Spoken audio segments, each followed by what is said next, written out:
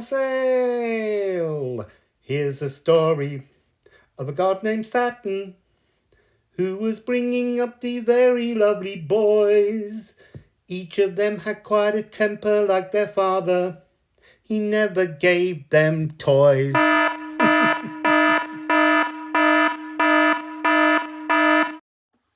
Pluto, draw back your bow. So Pluto, instead of drawing back his bow, has poked me really hard with his bident, his two-pronged, in the small of my back, and he said he's not going to take out the discomfort until I get beneath the surface of the truth of Pluto. Pluto is not one-dimensional. And look, Pluto, I'm so sorry. We're going to be doing a series around Pluto, but we're going to do it as a kind of soap opera, a sitcom, a rom-com. It's so that we can understand the truth behind these planets. You know, they're not just objects in the sky. They have histories, they have relationships with each other. And Pluto's story is incredibly complicated. And as a consequence of trauma, we misunderstand, or we only understand certain aspects of Pluto, and we're not giving Pluto, we're not honouring Pluto's history. So Pluto's father was Saturn. And Saturn was not the best dad. I mean, that image of the Brady Bunch at the beginning, that I called the Crazy Bunch, is to show you that he and his consort, sister, Ops, who in the Greek words is called Rhea, which means flow, and Saturn was Kronos. There's a whole history, and there's something about Romanizing the names that's been hiding a whole other energy behind this. So I'm not going to tell you Saturn's additional story yet, but Saturn was given a prophecy that one of his children would usurp him. So he made his wife give him all of his babies, all of their children, one by one as they were born, and he swallowed them. And the eldest of those children was Pluto. And so all alone, Pluto finds himself in the belly of the darkness with no one around him and no means to escape. It's a really tragic story. So let's just have a quick look at who the other children were. So it begins with Hades, Pluto, the eldest of the 6 children, 3 boys, 3 girls. Next is Hestia, who's also known in Roman times as Vesta. Then we have Demeter or Demeter, and that is Ceres. Then Hera, Juno, Poseidon or Neptune, and then we have Zeus or Jupiter. Now, Saturn, he swallows each of his children until Ops gives birth to Jupiter or Zeus, because originally this story is a Greek legend, and different cultures take legends and gods and transform them and apply new ideas on them, and they forget to see the human side because they have a human side. Yes, they're immortal, but they're here on Earth, so they have an earthbound side that doesn't necessarily just change because you will it to, and so it becomes something brushed under the carpet. So anyway, she gives birth to the final child, and she feeds Saturn or Cronus a stone wrapped in swaddling clothes. And then Jupiter, Zeus, rescues everybody, defeats Saturn, and then decides to cast him into the underworld and sends him to Tartaros, which is a lovely gherkin sauce that you can have with burgers. Oh, you need to see the name of this road that I found when I was out for a walk the other day. So Sexburger Drive, Sexburger was an Anglo-Saxon queen. She was the Queen of Kent, married to the King of Kent. But can I just say, look, you could have called it Sexburger Road. You deliberately called it Sex Drive, Sexburger Drive. Back to Pluto. So for the last 20 years, Pluto has been in Capricorn. Saturn rules Capricorn. So Pluto has spent 20 years in his father's palatial estate. And he's not comfortable there. It's bringing up really bad childhood traumas for poor old Pluto. Misunderstood Pluto. And so he's spending all that time. And after 20 years, he finally arrives at Aquarius, which is also his dad's house. And he's like, he walks in on the 23rd of the 3rd, 2023, I think it was. He walks in and he's like, oh God, I can smell my dad. And it makes him want to retch. It's so disturbing for him because remember, he spent all that time alone inside his father's belly with no one giving him any kind of affection, and he was a baby. So he gets in and he just turns around really quickly and he goes back into the other house, Capricorn, because at least his dad hasn't been in that house for a while. Not since 2020, 21st of the 12th, 2020, when he left. But when he went into the Aquarian estate, his dad had only just left. You know, maybe 3 weeks before, got into Pisces. So he's feeling really uncomfortable. Eventually, he decides to be brave and he moves back in. This time he goes into 2 degrees. And this time he finds a letter there from his mum, Ops. And he hasn't seen her for ages. And he reads the letter and the letter says to him, before you come properly into this house, you need to go back into your dad's other estate in Capricorn because he's hidden some documents in there that would be really, really helpful to you and your future and your adultness if you just knew a little bit more. So off goes Pluto again, and that's where he is now. He's in that place and he's found the documents, and the documents reveal a whole hidden history that Saturn hasn't been telling anyone. But before we go on, it's important to understand both Pluto and Saturn. And so for that, I have a little poem for you by Philip Larkin. This be the verse. This be the verse by Philip Larkin. They fuck you up, your mum and dad. They may not mean to, but they do. They fill you with the faults they've had and add some extra just for you.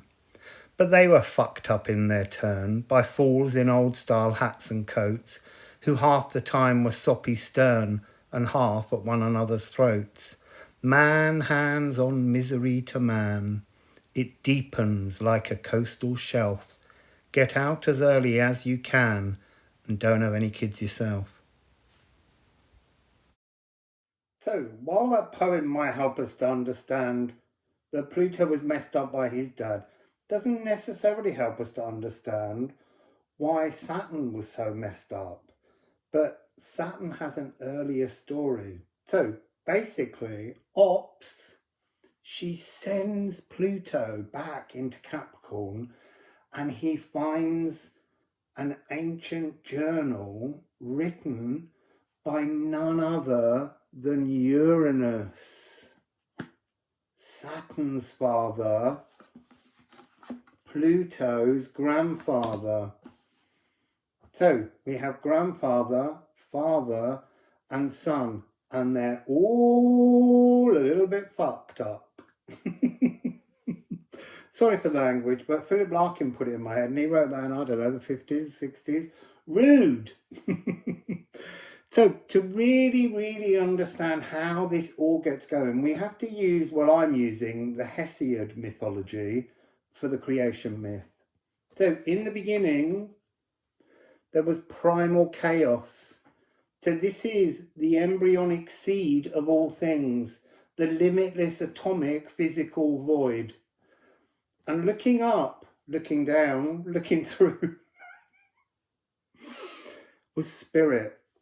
And spirit wanted to explore spirit, not just as energy, but as physical, atomic, particular energy. And so this energy descends and creates Earth. And planet Earth is Gaia. So Gaia comes down and creates the Earth. And then she decides from her cosmic womb, oh, you see, I wasn't going to show that card until the end, but it's the cosmic loom, the Philosopher's Stone, which is just one card upside down now. This is every conscious, magical, mystical thing, body and soul, enlightened, creator aether, walking a brand new path. And the first thing that Gaia does is creates the sky. So she parthenogenically, which means without the need for any sperm, basically, she creates the sky and names it Uranus. And then she creates the waters, the oceans, the seas, the space for consciousness to flow. And then, thirdly, she creates the mountains. And then, fourthly, she creates love, Eros, the fourth primordial god. That's why it's card number 40 in the deck, because it's 4. And so then Gaia creates new physical life with Uranus. And they create 4 different races. You can see them all named here. I'm not going to go into detail for them, but let's just say Uranus only really liked the 12 Titans. He didn't like the others. He saw them as abominations. He wasn't interested in them. And for Gaia, that was quite a crushing sensation, emotion, because he was denying a huge aspect of her creativity. And so she persuades Saturn, her favourite son, that's wrong too, favouritism, but she persuades Saturn to take a sickle, and while she's in bed with Uranus, Saturn comes in and using a sickle castrates his father Uranus.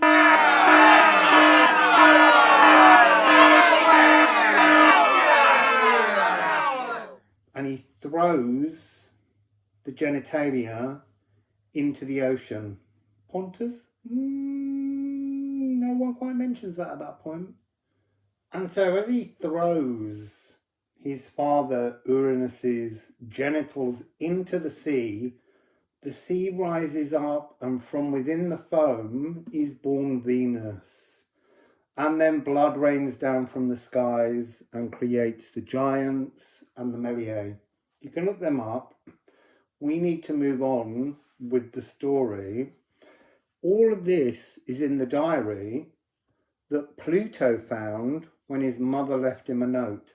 And so he's now discovered that actually House Aquarius, the Aquarian Maison estate, was actually owned by his grandfather. A kind of history that no one ever spoke about because no one dared upset Saturn. And I'm not trying to say that Saturn is all bad. Saturn is good too. But we need to get under the skin. And part of the exercise of this soap opera style video is to help us to understand that we all have aspects of these deities within our characters, within our ancestry, within our history. And we need to look for parallels. We need to understand things so that we can transform the world that we're trying to move forwards in. So now Pluto is quite excited about stepping into Grandpa's house, knowing that there's some kind of defiance around doing this in a different frequency. Before we go too far, we need to just remind ourselves of what happened after Saturn was defeated by Jupiter, or Kronos by Zeus. And so the three brothers, ignoring the sisters, divvied up the world, Gaia. And so Pluto was given the underworld, everything beneath the surface of the land. Neptune was given the sea, and the youngest, Jupiter, decided to make himself god of everything. The sky took over from Uranus, took over from Saturn, and there is something here which is in that little joke at the beginning. All three of these have a temper, and that temper is genetically carried down to the people, the children they in turn are birthing, both male and female, gods and goddesses, who have a malicious streak that goes way back. And you can go back as well and say that maybe Gaia shouldn't have asked Saturn to castrate Uranus. But these are stories that have happened. They're tales that have to be told so that we can understand frequencies that might be resonating within us. So we have the three Olympic brothers, the brothers Olympus. And they, let's be really honest, it's not like they talk that often.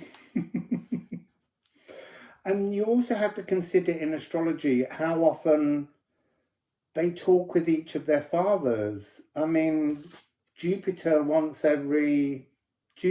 Saturn once every 20 years. And that's a really important genetic marker. It marks a generational transformation. And they're every 20 years. Then this is about every 33, 36 years. Neptune meeting with his father. And that's a really important one, because that one, although not now, is coming up on the 20th of the 2nd, 2026. And that's a major reset, clearing a fog.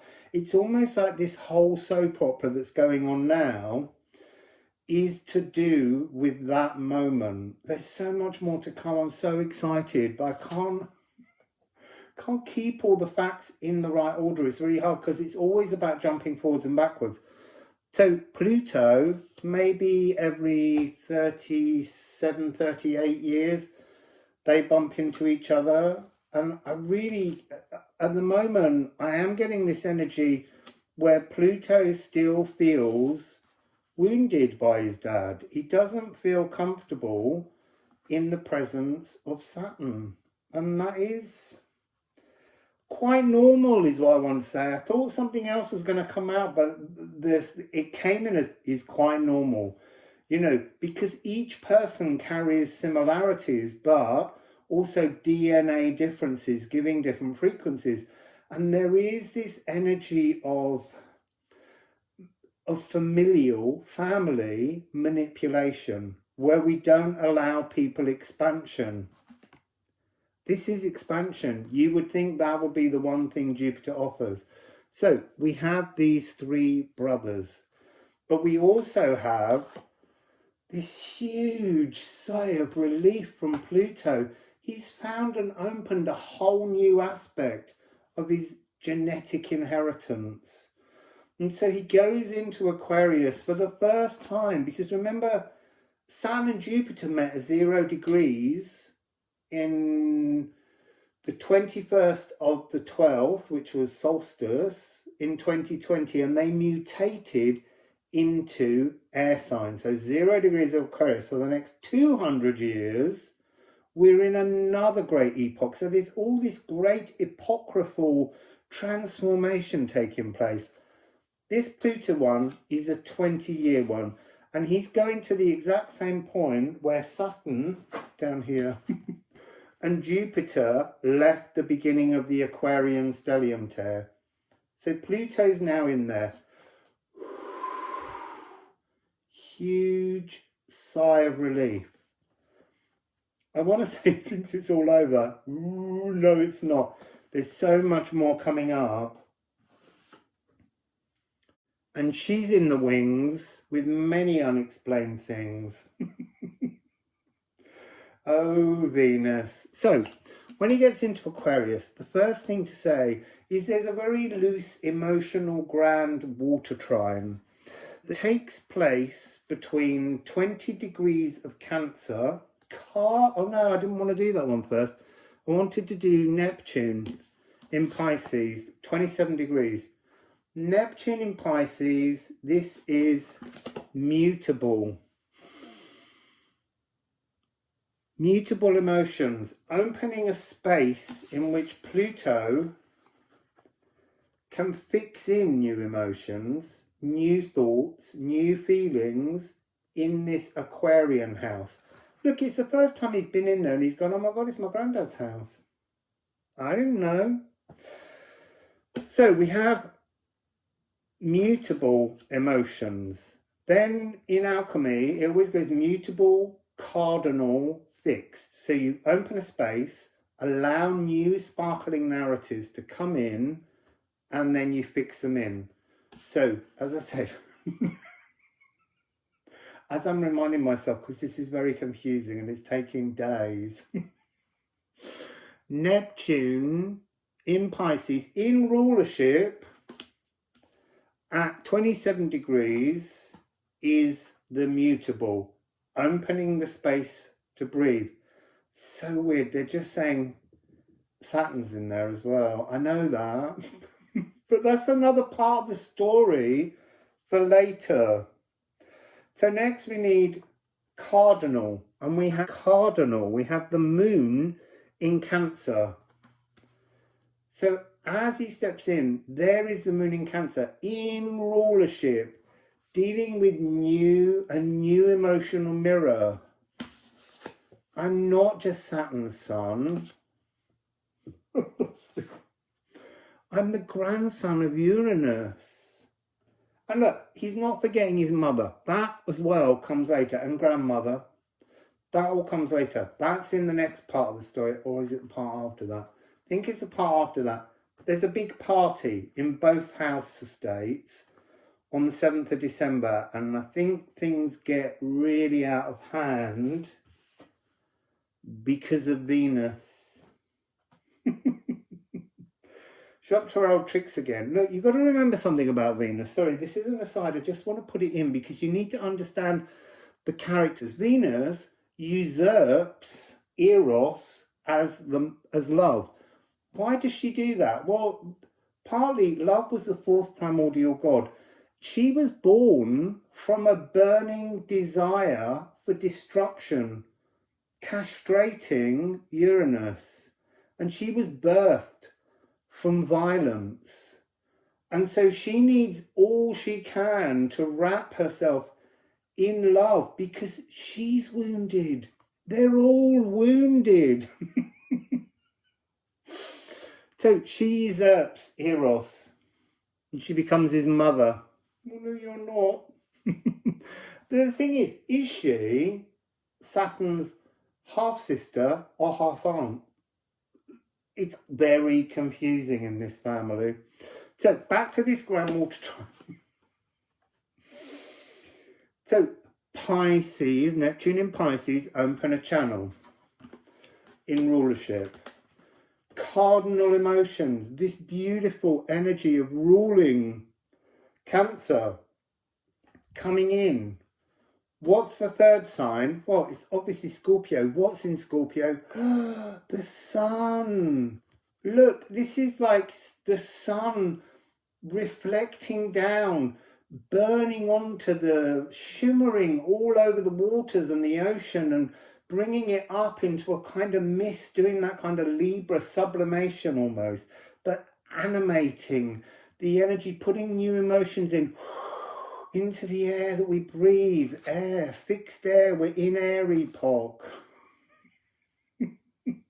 So that's going on. Okay, now it's actually, if you look at this chart, which you are, that trine has two kite tops attached to it. The first being Uranus in Taurus.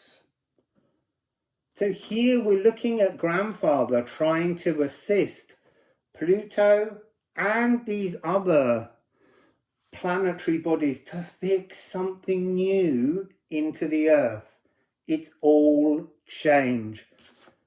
This is interesting because Venus rules Taurus. So she was created from Uranus. So there is a frequency here of why she's currently in this story. In the background, maybe manipulating. I don't know yet. I don't know what to make of her in this story, because she does some very, very wrong things at the party.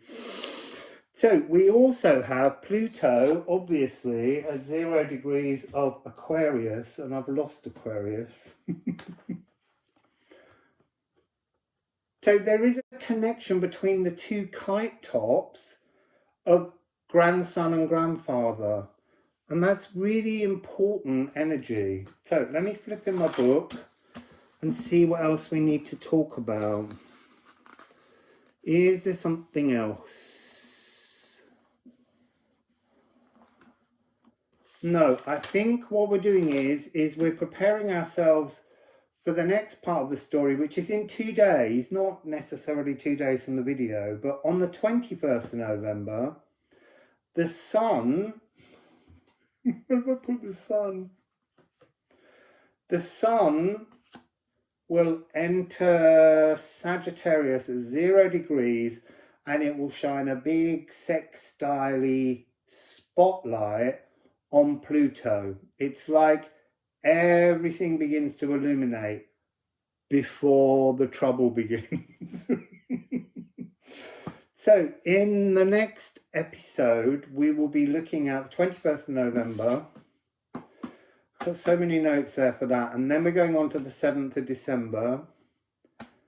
There's the solstice coming up, which contains a grand square of all elements. And this list, the people at the party, the plotters, the creators, the nudgers, the pokers, they're all at the party. And, well, you'll have to wait. I'm so excited to tell you. I just want to get on with it, but I need to edit this video because it's taken me days to organize and create and collect all the data for this little soap opera. But I'm really hoping it will help you all to better understand that we are the astrology. The astrology affects us. How their histories work, their relationships with each other, is how we work, how we project, how our lives are led. And if we can understand the traumas in the history of the deities, then we can understand the traumas in our own lives and transform them. Anyway, I'll see you tomorrow anyway, but I'm not sure it'll be part 2 of this. Wassail!